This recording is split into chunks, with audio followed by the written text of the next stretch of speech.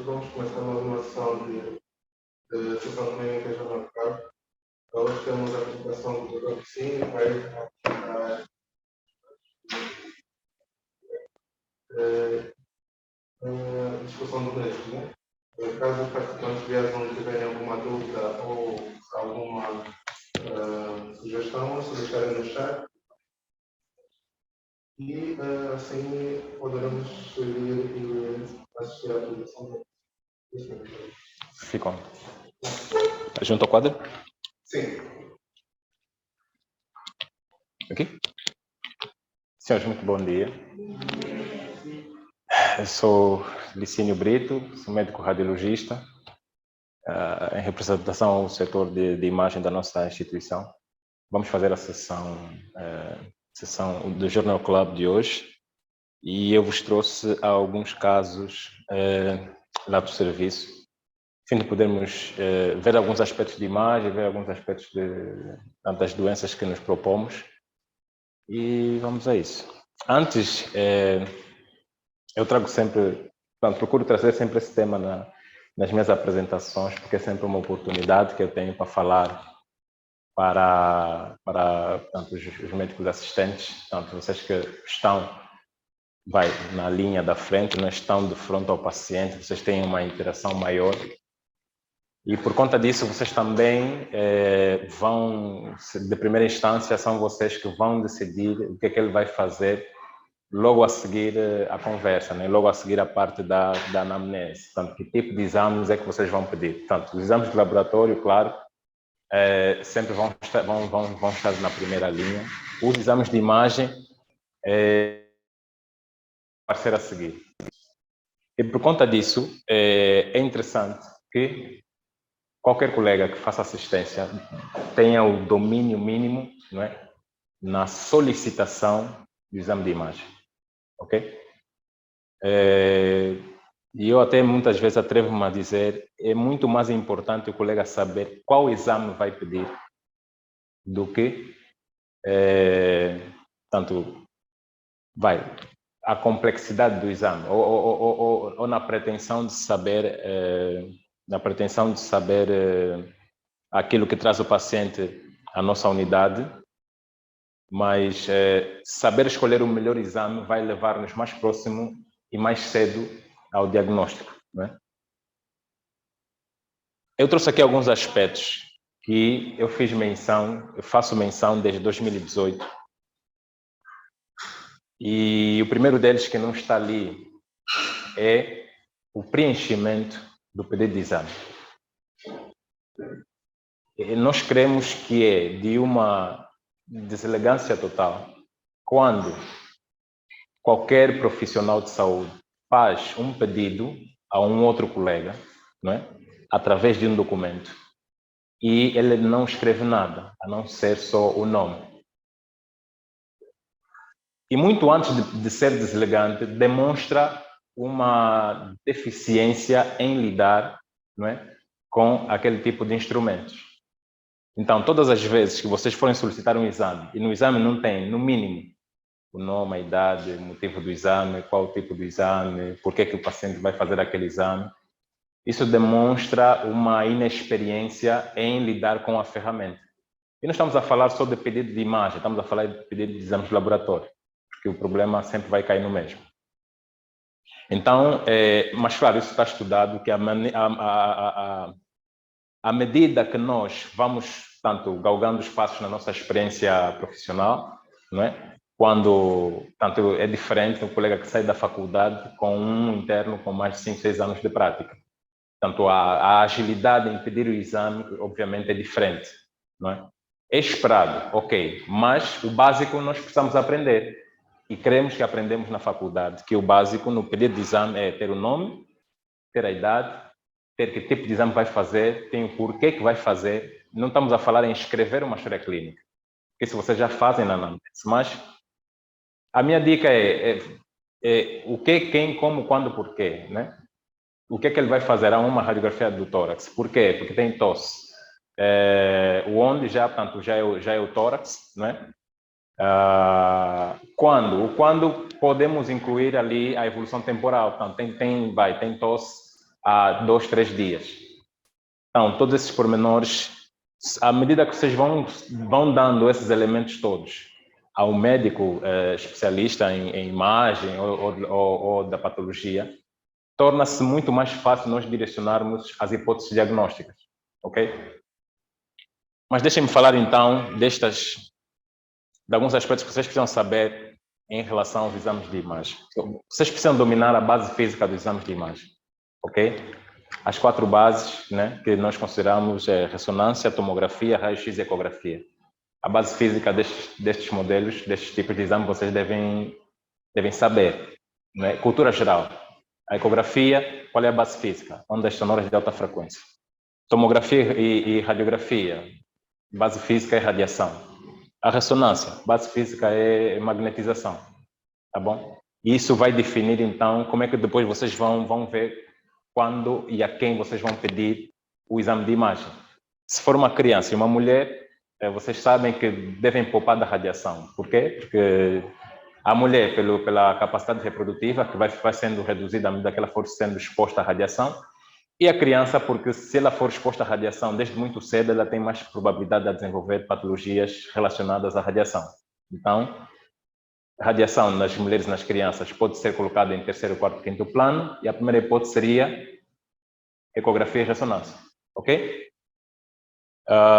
Os homens não vão ter tanta restrição, mas lembrem-se que quando forem, por exemplo, avaliar as gônadas, por exemplo, do paciente, tem uma patologia genital. Qual é o exame que vocês vão utilizar para poderem estudar? Não pode ser radiação, né? Até pode. Vai ter uma gangrena de Fournier, está ali complicada. Podemos fazer? Podemos.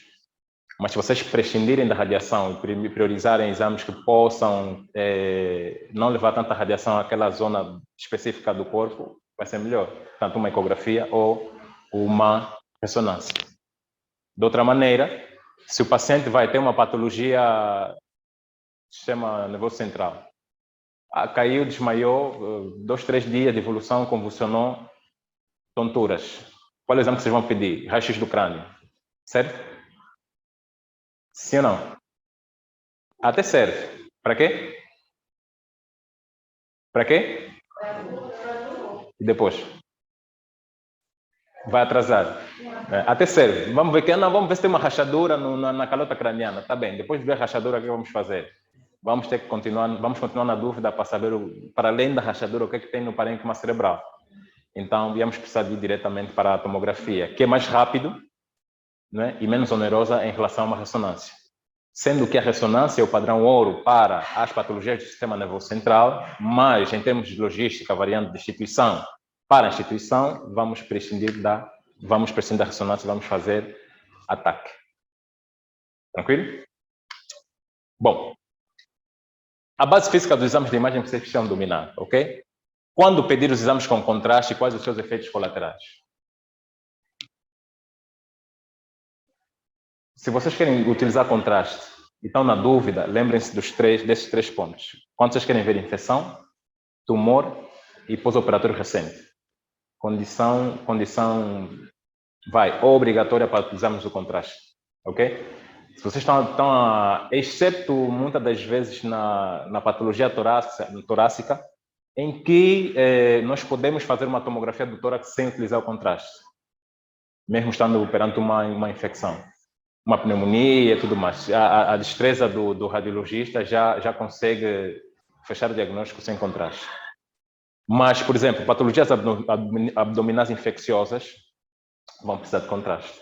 Aliás, o exame abdominal como tal sempre vai exigir o contraste, tá bom? Algumas outras patologias não. Fora uma ou outra imposição que vai ser tanto da capacidade do radiologista definir se vai fazer contraste ou não, vocês podem deixar a critério do radiologista. Mas quando vocês quiserem contraste, lembrem-se, não, se eu quiser estudar bem uma infecção e vou pedir uma tomografia, então vocês já empurram também o contraste. Olha, quero uma tomografia com contraste do abdômen porque eu suspeito de diverticulite complicada. O exame está bem solicitado. E à medida que vocês vão mostrando essa destreza em lidar com esses assessores do exame, o radiologista fica mais descansado em preparar a informação diagnóstica. Lembrem-se sempre, quando forem pedir o contraste, devem ter atenção a quê? A creatinina do paciente.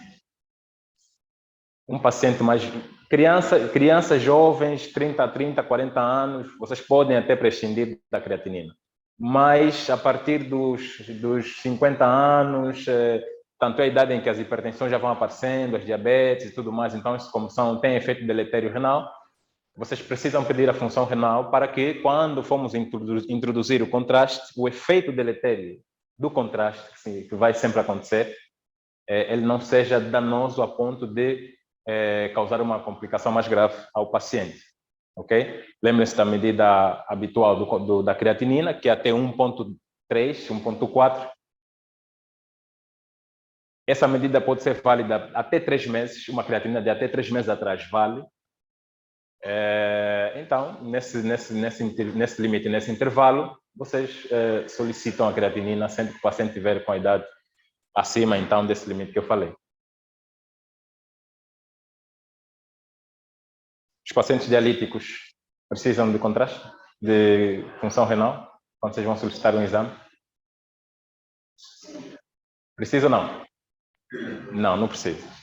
Se é dialítico, a função renal já acabou. Sim ou não? Como? Se é dialítico, a função renal está lá em cima. Sim ou não, doutor Patrick? Sim. Quer dizer, quando digo função renal está lá em cima, já está acima do que é normal. Então, a função renal já está danificada e tem essa terapia de substituição que é para ajudar e tudo mais. O contraste ali, nós vamos colocar, vai causar lesão renal? Não, a lesão já está estabelecida. O cuidado nosso para utilizar o contraste em pacientes dialíticos é só por causa do volume que vamos introduzir no intravascular, porque pode causar tanto... Pode? Sobrecarga. Exatamente, pode causar sobrecarga. Tá bom? Dúvida?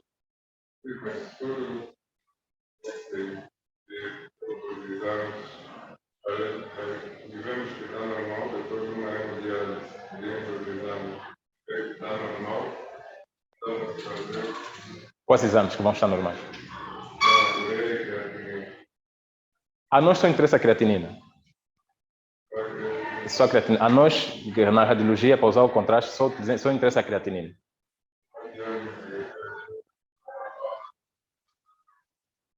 Depois da diálise, a creatina não vai estar normal. Na maior parte das vezes. Não é isso, doutor Patrick? Sim. Ele é renal crônico. Infelizmente, o renal crônico não volta, né? Pode, às vezes. Não volta. Não, acho que não, tá bom. Então é isso. Lembrem-se, então, do contraste da creatinina. Os efeitos colaterais, tanto são para quem tem alergias prévias, para quem tem doença da tiroide, pode ser importante não utilizar o contraste, porque o contraste como tal pode estimular ou desencadear processos alergênicos, não é? E para quem tem doença da tiroide, tanto o iodo já está lá em cima, se meter o contraste, que o conteúdo também é iodo, então pode dar aí, não seria agradável o serviço. Tá bom? Lembre-se das principais contraindicações dos exames de imagem. Mulher, a princípio, não vai fazer radiação, ok? Criança também não vai fazer radiação. Para TAC, tanto a base é a mesma, né? Proteção dos tecidos e dos genitais, tanto mulher e criança, né? E homem também. Radiografia e ecografia raramente têm contraindicações, não é? Tanto, embora a mulher pode prescindir da radiografia muitas das vezes, mas em algumas situações pode ser necessário. Se ela tiver uma pneumonia e tiver na primeira fase da gestação, podemos prescindir da radiografia do tórax e mesmo as cegas só com a clínica. Porém, se ela já estiver na segunda ou na terceira fase da gestação, podemos colocar um colete de chumbo e fazemos o disparo de radiação só no tórax, tá bem? Ressonância.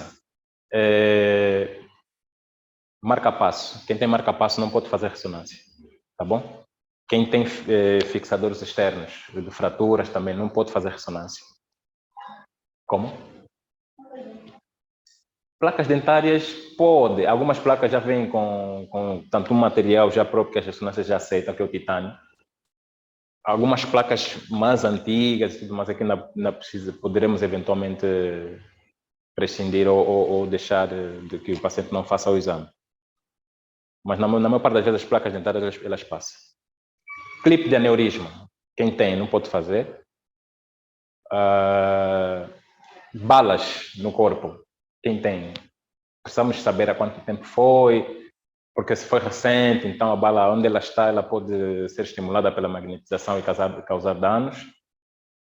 E quem tem aparelho auditivo também não recomenda-se que não faça, porque senão tanto aquilo que tem o implante na cóclea também pode sofrer uma magnetização e pode causar algum dano mais sério. Ok? A importância da radiação, tudo vai estar naquela base de vocês protegerem as crianças, as mulheres e, portanto, determinando da situação, determinados homens. Os exames de imagem não são hierárquicos, ou seja, não vou pedir primeiro raio-x, depois vou pedir TAC, depois vou pedir ressonância e depois vou pedir, né? O que é que vem depois da ressonância? Se não tem, acabou, então já não sei como resolver o problema do paciente. Não é assim. Né? Teoricamente não é assim. Alguns exames nós podemos escalonar. Por exemplo, nas patologias ósseas, posso começar do raio-x, posso fazer o TAC, até posso, mas só para ver a conformação axial, ver um tridimensional. Mas se não, posso sair do raio-x para a ressonância, ok? Então, os exames nem sempre vão ser hierárquicos. Temos que pensar aquilo que vai nos levar mais rápido ao diagnóstico. Se é ressonância, então o paciente vai ter que gastar mesmo para fazer a ressonância, em vez de dar voltas aí em raio-x, TAC, ecografias, para no fim chegarmos no que não é pá, devia ter feito ressonância. E já gastou-se dinheiro e tudo mais. E as pessoas às vezes condicionam o tratamento por causa do dinheiro do exame. Recentemente vi um caso que o paciente chegou e disse, olha, pronto, já se deu tanta volta, chegou, vamos fazer um ataque da coluna. Vimos na coluna, ia resolver o problema, mas já não tinha dinheiro para continuar o tratamento. O tratamento não, já não tinha dinheiro para continuar o exame. Ah, não, doutor, mas podia deixar que ela fizesse o exame. Não, nós temos o patrão, temos que responder. Então, algumas vezes o paciente deixa de complementar alguns exames que dariam diagnóstico, não é? Porque alguém se calhar andou a pedir maus exames. Então, tudo isso vocês devem sempre levar à reflexão. É sempre um jogo é sempre uma questão de vocês analisarem e tendo em conta a logística do contexto. Bom, o último aspecto é que o exame de imagem é sempre de apoio ao diagnóstico. O exame de imagem não é o diagnóstico, embora que algumas vezes é. Mas para não ser muito convencido, o exame de imagem é de apoio ao diagnóstico. Não condicionem opções terapêuticas por causa dos exames de imagem. O exame de imagem pode definir o curso das coisas? Pode. Mas se ele não está disponível no momento, ou se, por exemplo, um relatório demora a chegar, ou vocês vão ver que a situação vai levar algum tempo, então vocês avançam já para o que é devido. No caso, não, o exame de imagem é mesmo obrigatório, eu tenho que ter mesmo um relatório e tudo mais. Não esperem o radiologista vos liberar o relatório. Vão até lá, expliquem a importância da situação e o médico radiologista vai vos adiantar verbalmente aquilo que ele acha que deve ser a conclusão do exame. Vocês depois vão, com isso, fazer as opções terapêuticas e segue a vida. Tá bom? Não se prendam por causa de um papel que supostamente vai definir o curso das coisas. É a discussão com o colega que vai tornar as coisas tanto mais interessantes e mais urgentes. Se estão a precisar de uma informação e o relatório não está vivo, vão até lá, ok? Tranquilo, podemos seguir, não é?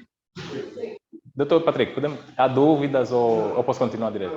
Tá bom, ok. Vamos ver os casos então. Bom, tem um caso de neuroradiologia para vocês. Então, tem uma paciente, 27 anitos, menina, evoluiu com um quadro de cefaleia nos últimos 7 dias. Teve um evento convulsivo e começou a falar à toa, confusão mental. Pronto. Pronto, infelizmente os exames de laboratório não estão acessíveis. Pronto, nosso contexto, ok, passou. E pronto, mas tinha lá uma tomografia disponível. Uma tomografia disponível. O que é que nós vemos? Bom, é uma tomografia do crânio em cortes axiais, janela do parênquima. É uma janela do parênquima porque estamos a ver bem caracterizado o parênquima cerebral. Do outro lado também é a mesma coisa. Portanto, só fizemos em cortes diferentes. O que é que eu observo nesta tomografia? Vejo que essas estruturas aqui no meio que estão a preto são os ventrículos laterais. Os ventrículos laterais estão um bocadinho empurrados para o lado esquerdo. Do lado direito, o que é que eu estou a observar? Eu estou a observar que tem uma imagem, ou algumas imagens que estão com a densidade mais reduzida, onde está a passar o nosso foco luminoso. Quem está a fazer isso? Rapaz. Estás a mostrar os colegas lá. Pronto. Ok. Aqui, portanto, tem umas áreas que estão hipodensas, né? Na radiação, ou no raio-x, ou na tomografia. Aquilo que está se aproximar mais para o preto, nós chamamos de hipodenso. Aquilo que está se aproximar mais do branco, vamos chamar de hiperdenso. Bom, e vamos aqui ao lado, reparamos que essas hipodensidades, né, o que é que elas estão a fazer? Elas estão a poupar as regiões do córtex. Se vocês não se lembram, geralmente a substância cinzenta fica aqui na periferia do parênquima cerebral, e a substância branca vai ficar mais para dentro, havendo, paradoxalmente, a substância branca vai ter uma densidade menor e a substância cinzenta vai ter uma densidade maior. O que nós vemos aqui é que há uma hipodensidade que está a ter um efeito de massa, está a comprometer o lobo frontal e provavelmente o parietal. Neste lado também conseguimos ver mais ou menos este mesmo comportamento de local. Está a poupar as áreas corticais, está a empurrar a linha média e as estruturas ventriculares, e aparece aqui, em meio a esta zona, um foco mais denso.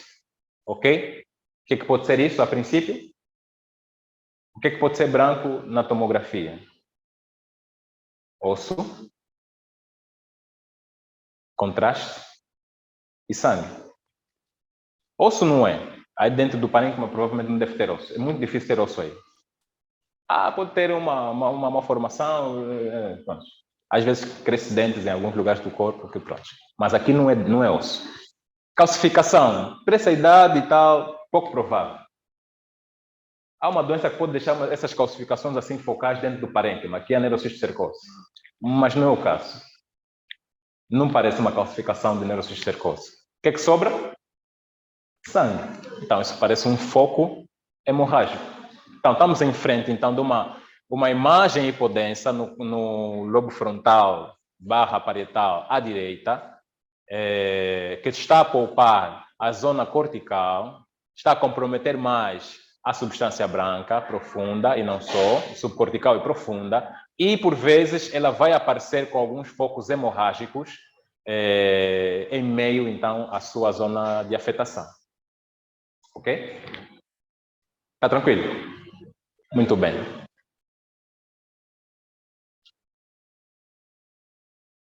Não satisfeitos, pedimos contraste.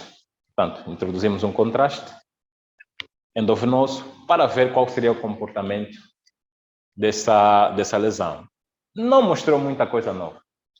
Vocês vão vendo essas coisas brancas aqui. Isso é contraste, tem que estar branco, ok?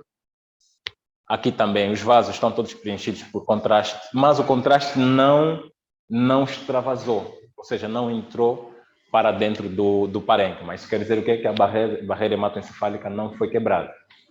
Portanto, isso já vai nos ajudar a pensar na fisiopatologia da coisa.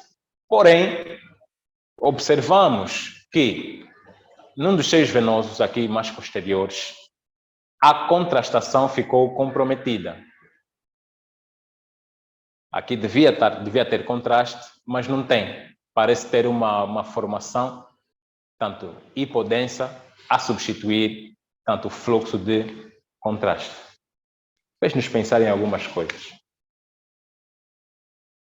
A zona de hipodensidade do parênquima permanece, o efeito de massa permanece, não houve nenhum realce como tal, ok? O que vocês acham que isso pode ser? Um AVC hemorrágico? Uma lesão primária? Ou uma encefalite? Um AVC hemorrágico. Errou!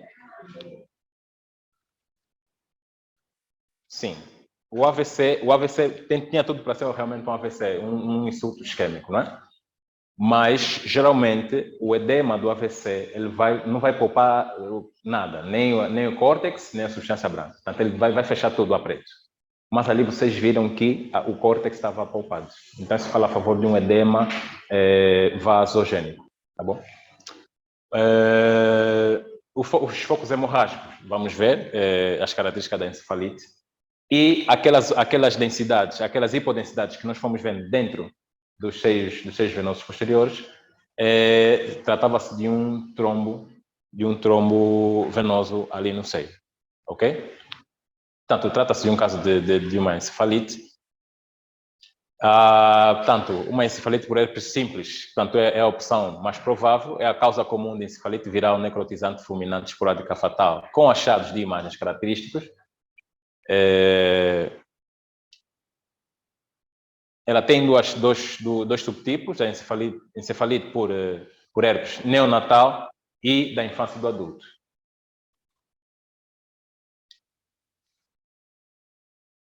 Nos adultos, normalmente eles são causados pelos herpes simples tipo 1, portanto, em 90% dos casos.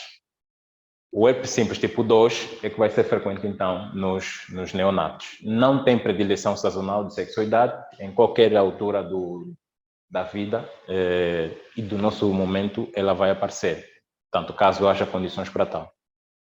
O paciente, clinicamente, tanto vai evoluir com febre, cefaleias, convulsões, déficits neurológicos, confusão mental que rapidamente vai progredir ao coma. Há um paciente de 18 anos no segundo piso que está mais ou menos com essa evolução. Mais ou menos com essa evolução. Só que o problema de tu leres um tema é que todos os pacientes passam a ter aquilo que tu leste. Eu estava a estudar o caso, vi o paciente, idade, sintomas e não sei o que e tal, vi a tomografia dele, muito parecido com essa doença. Mas provavelmente não é mesmo só porque às vezes a nossa memória vai pregar-nos essa...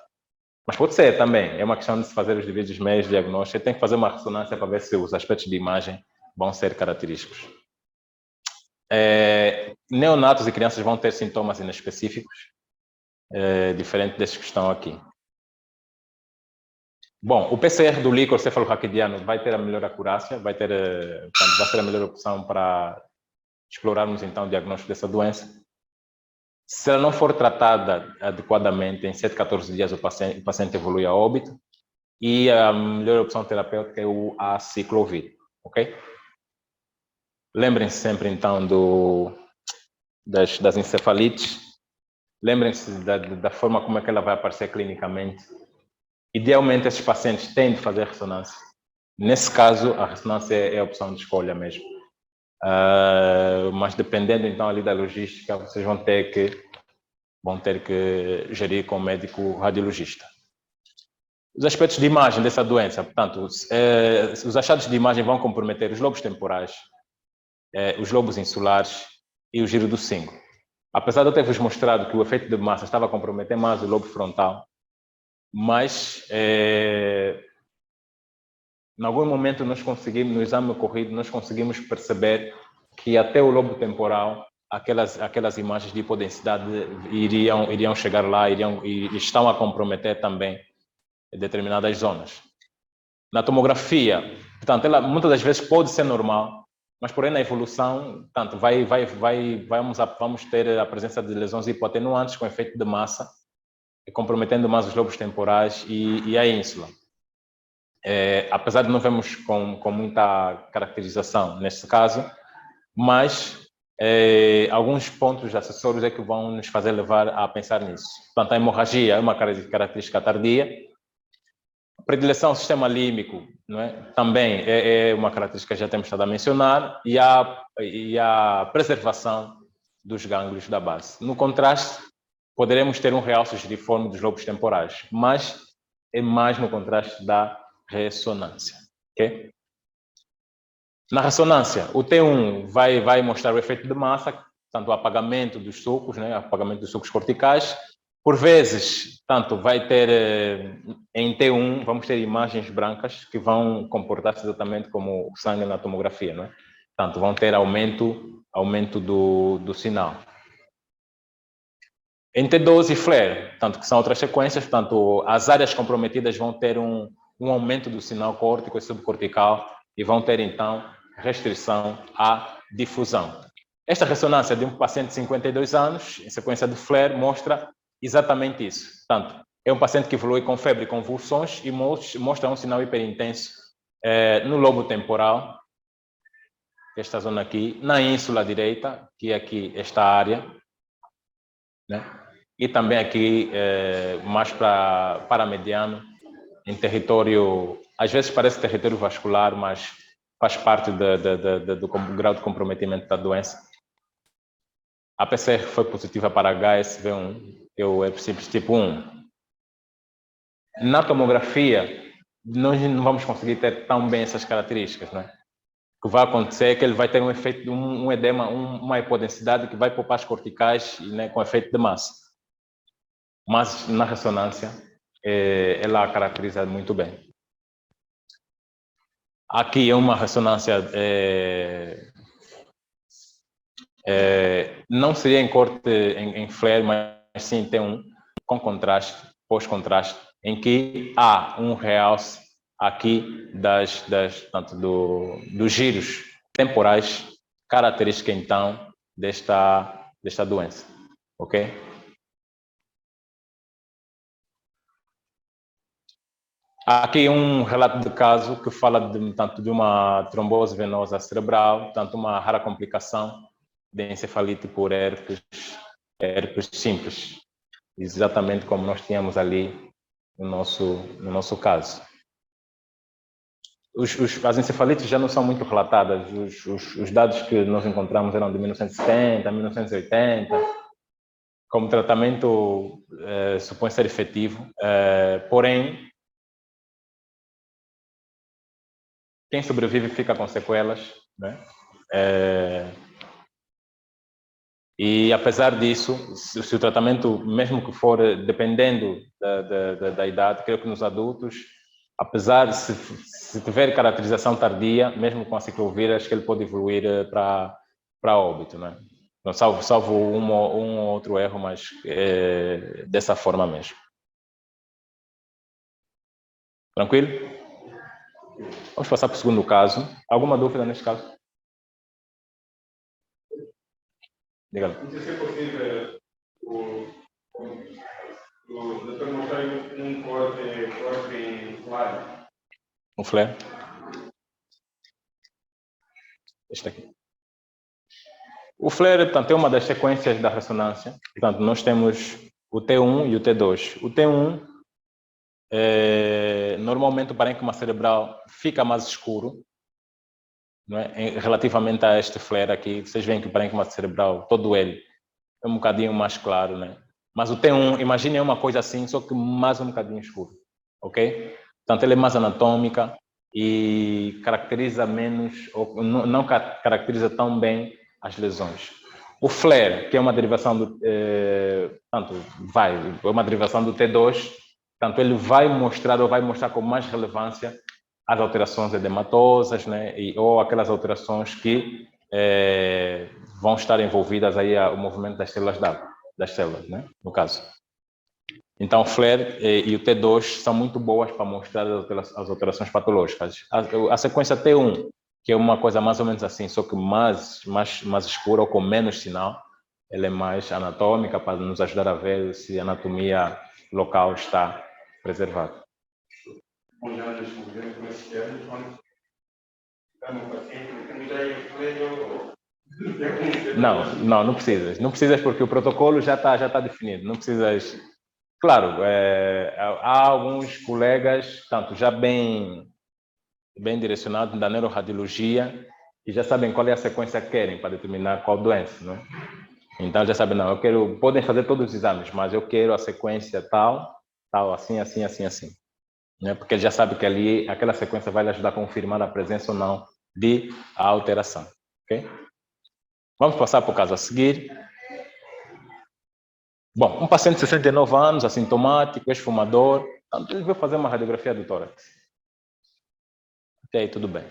Recebemos muitos assim. O que é que vocês veem? Portanto, uma radiografia do tórax em póstero anterior.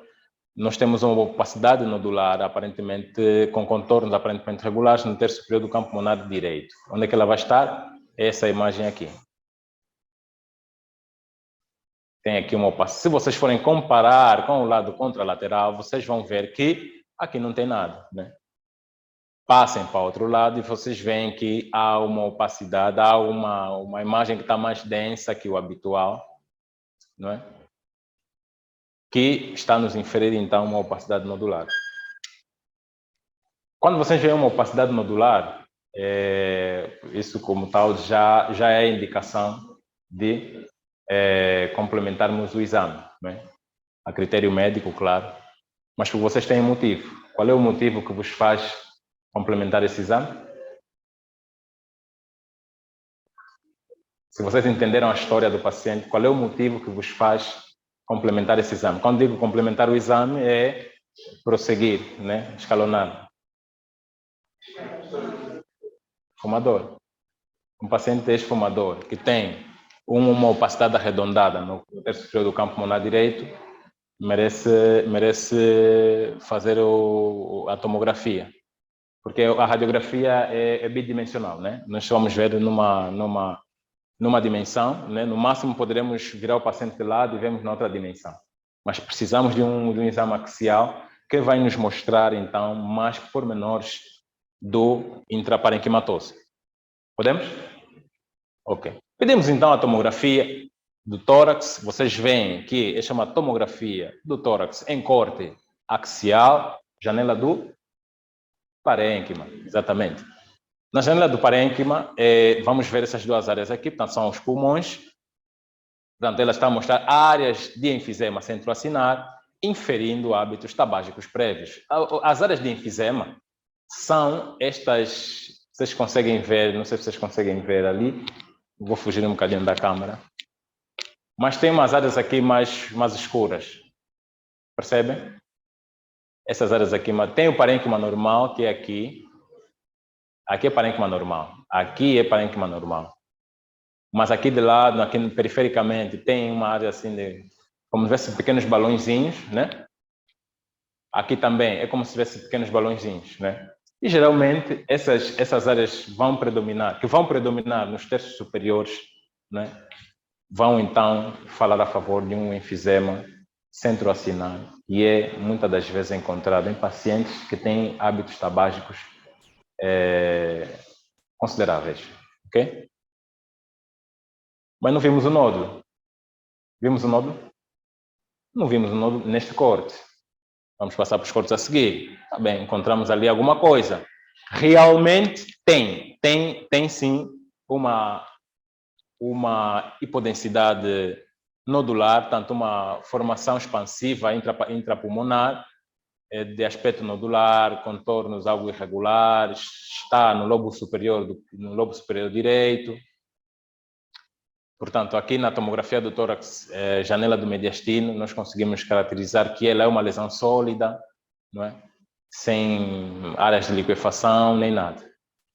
Na janela do parênquima, que é aqui que nós vemos, portanto, também localizamos a mesma, em meio ao parênquima, em meio, então, essa área de enfisema centroacinar. Portanto, é uma imagem muito suspeita. Concordam? Sim ou não? Às vezes, não é? Tá bom. Ok, o paciente foi entregue nas vossas mãos. O que é que pode ser isso, senhor doutor?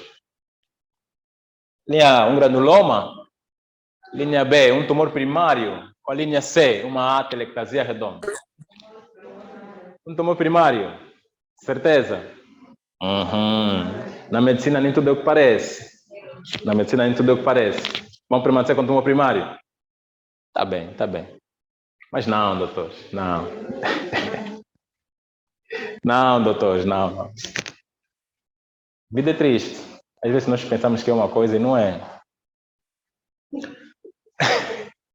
Parecia que era, né? Era muito, muito parecido. Só que nesse dia, quem fez esse laudo foi o interno. O interno que fez o laudo. Só que o paciente viu, não, vem cá, vem cá. O interno foi lá, viu aquela lesão, não, você tomou, eu tenho que laudar. Ele viu, não, esse é um granuloma. Não considerou a história clínica, não considerou os hábitos tabágicos, ele disse, pá, granuloma. Mas o assistente viu, não posso deixar o menino fazer esse disparate. Então ele fez a revisão do exame e deu sim, era um tumor primário, tá bem?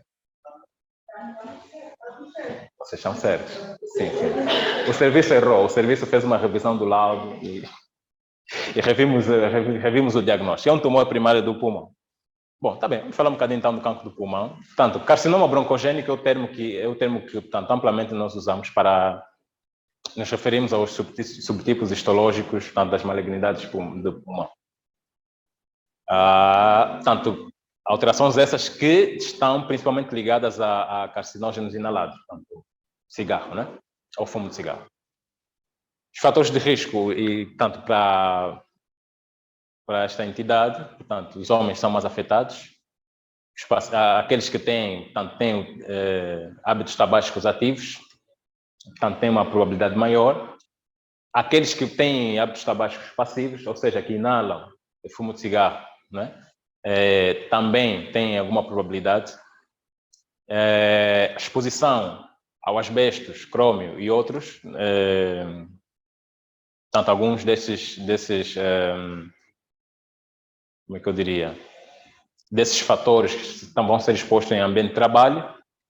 O HIV também aumenta o risco de desenvolvimento da lesão pulmonar primária, a fibrose pulmonar difusa e a doença pulmonar obstrutiva crônica. Há outras relações, há outras associações.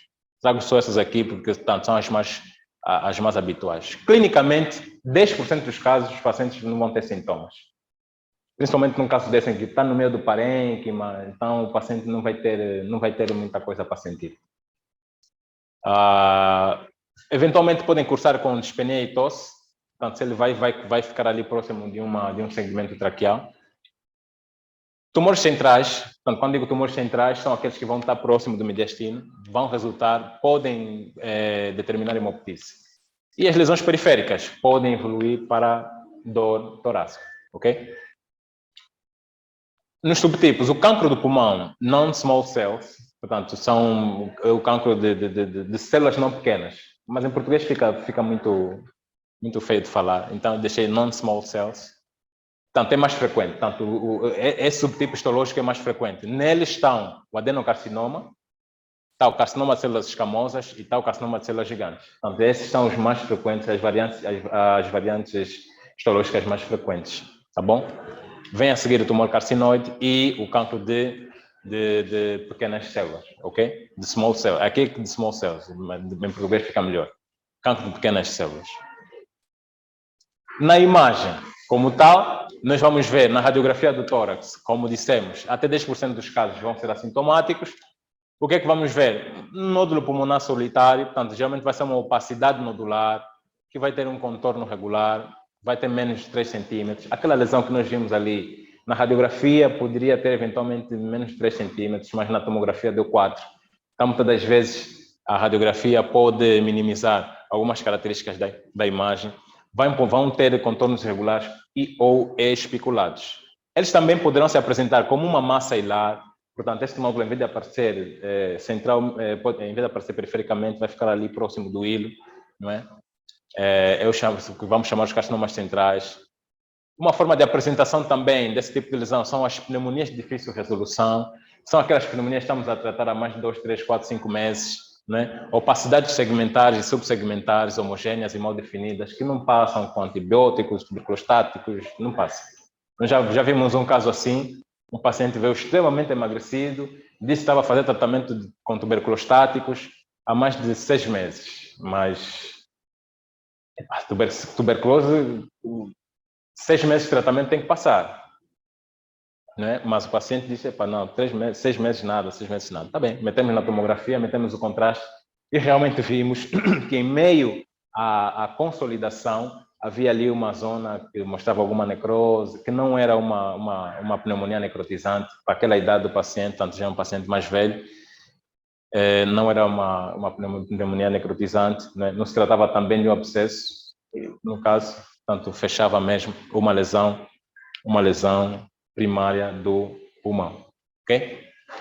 Estenose brônquica, portanto, também uma forma de apresentação do tumor pulmonar.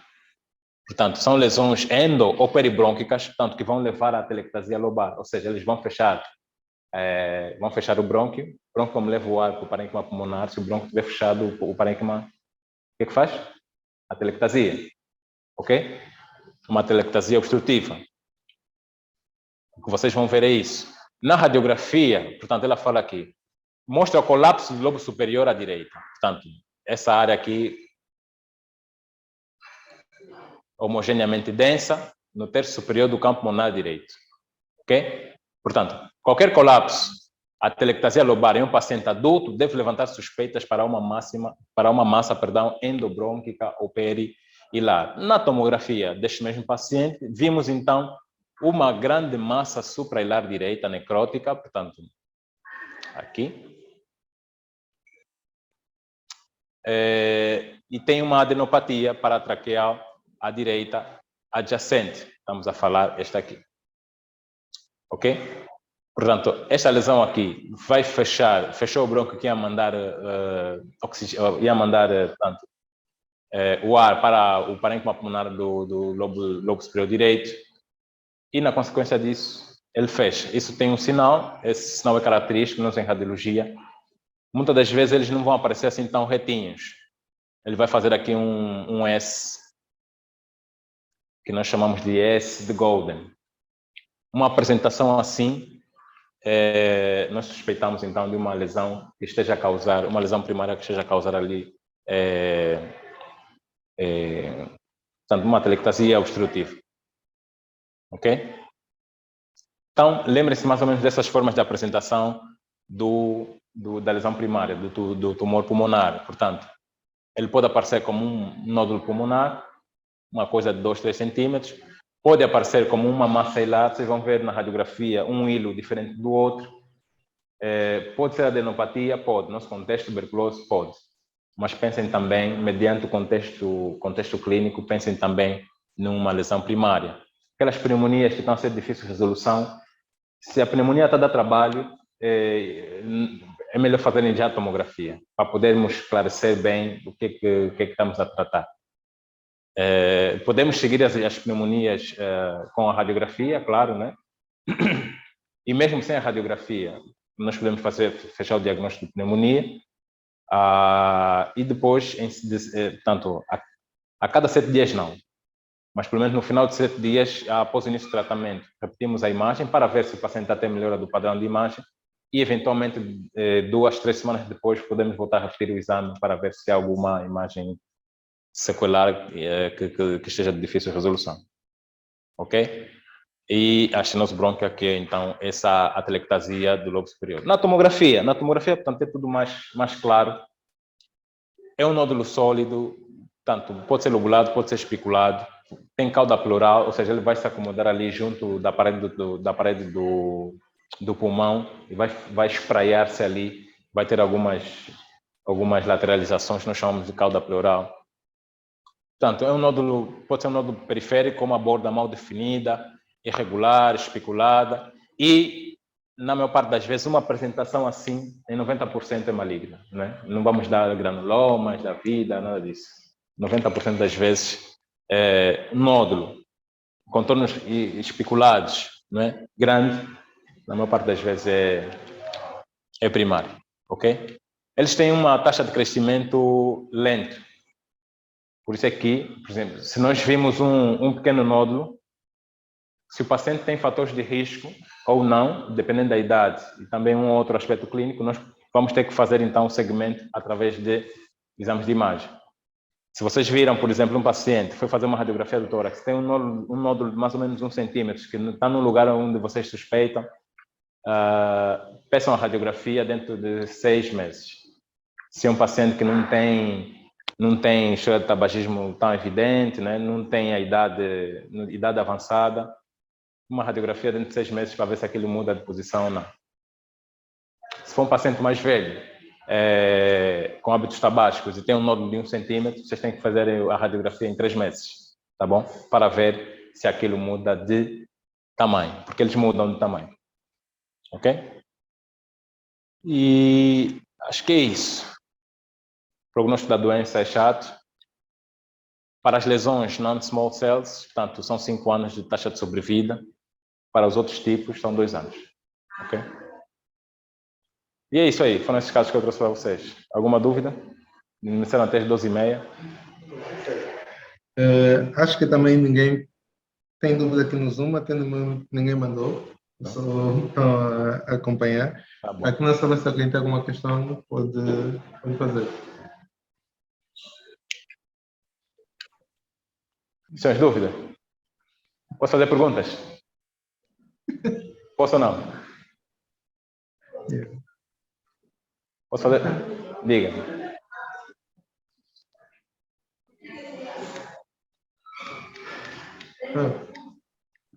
Como?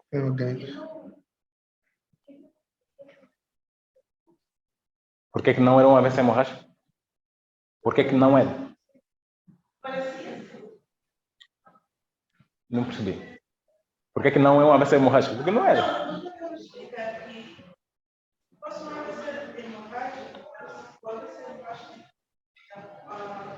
Ah, sim. Não está a retornar, colega? Já. Pode. É assim, o AVC, vocês vão sempre ver, tem que sempre jogar com a clínica do paciente.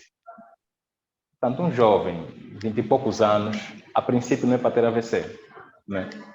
Ah, não, mas nessa nossa nova era, não sei o quê, muitos problemas, muito estresse, mas a regra é regra. O jovem não tem que ter AVC, sim ou não? Patrick, não está a recuar aqui. Não sei se... Ah, estou a apontar mal, desculpa.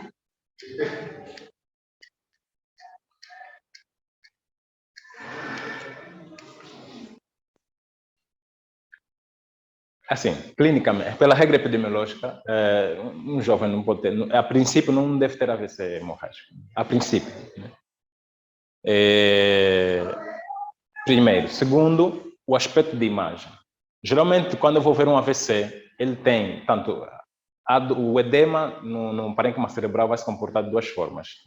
Tem o edema citotóxico e tem o edema vasogênico. O edema citotóxico, tanto que é o edema do AVC, tanto é uma área de inchaço que compromete tanto o córtex como a substância branca profunda. Portanto, aqui eu vejo que a substância branca profunda está mais hipodensa que o habitual. Ok, aí tem edema. Mas o córtex foi poupado. Então, isso já me faz tirar um pé em relação a um provável acidente cerebrovascular neste caso. Para quem não tem experiência, claro, vai dar isso como... A primeira hipótese seria AVC, portanto, paciente, confusão, tá, sintoma neurológico, não sei o quê, essa imagem, pronto, AVC. Ok. Mas é preciso levar ali os outros contextos, né? Portanto, o aspecto de imagem não fala a favor de um edema de AVC, fala a favor de um edema, tanto de algo que está na substância branca, eventualmente está na substância branca, está a fazer uma descarga de água intracelular para o extra, mas que não está a comprometer o córtex, e a recorrência aqui, ou o aparecimento aqui de focos sangrantes também. Normalmente o AVC não aparece assim. Um bom AVC, aqueles bem dados, não aparece esses focos assim sangrantes. Pode ter transformação hemorrágica, mas não é logo no princípio. Portanto, ainda passa ali alguns dias. O AVC, ok, ele pode ter transformação hemorrágica, mas eu não daria como diagnóstico diferencial, pelo menos nessa primeira imagem, que foi a imagem inicial. Ok? Pode dar um efeito de massa, ok, tudo bem. Mas pouco provável. Vai mesmo nos obrigar a pensar em outras coisas.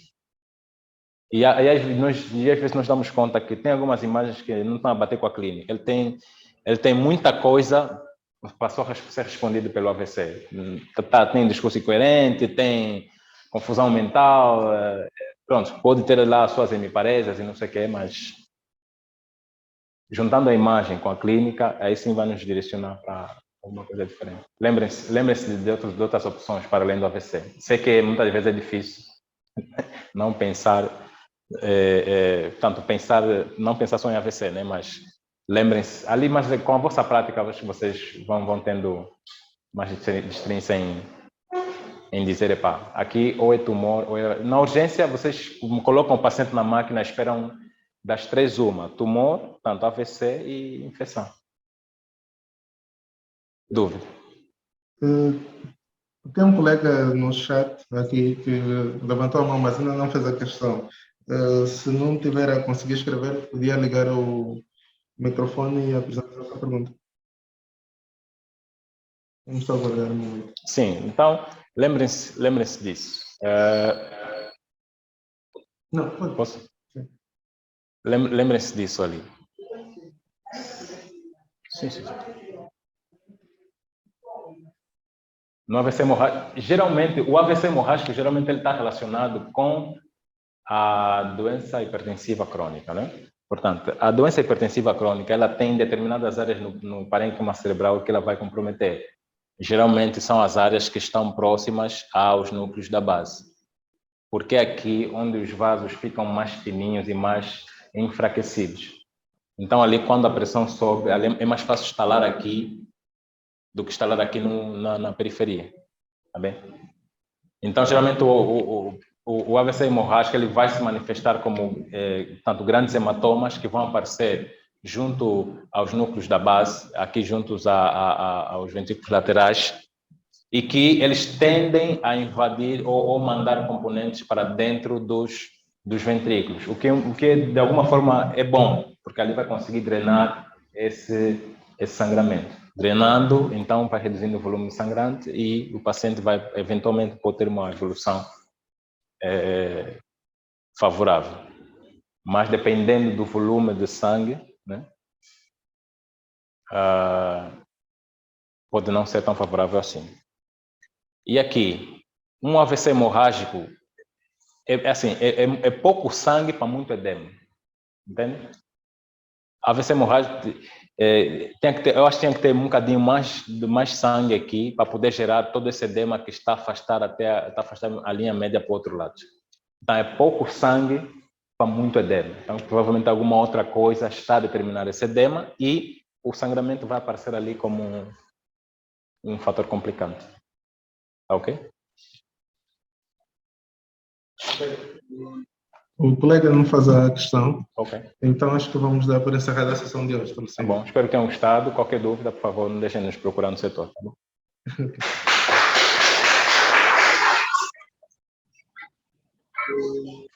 Eu quero agradecer a presença de todos, doutora Celina, pessoalmente, e aos colegas que estão aqui e todos que estão aqui no Zoom. Quero também informar que na próxima semana teremos a próxima atividade de sessão clínica Jornal 4, que será feita pelo Serviço de Hematologia. Aguardo por todos e peço aos colegas que respondam ao inquérito para deixar o seu parecer sobre a atividade de hoje. Obrigado, até a próxima. Obrigado, Nilson.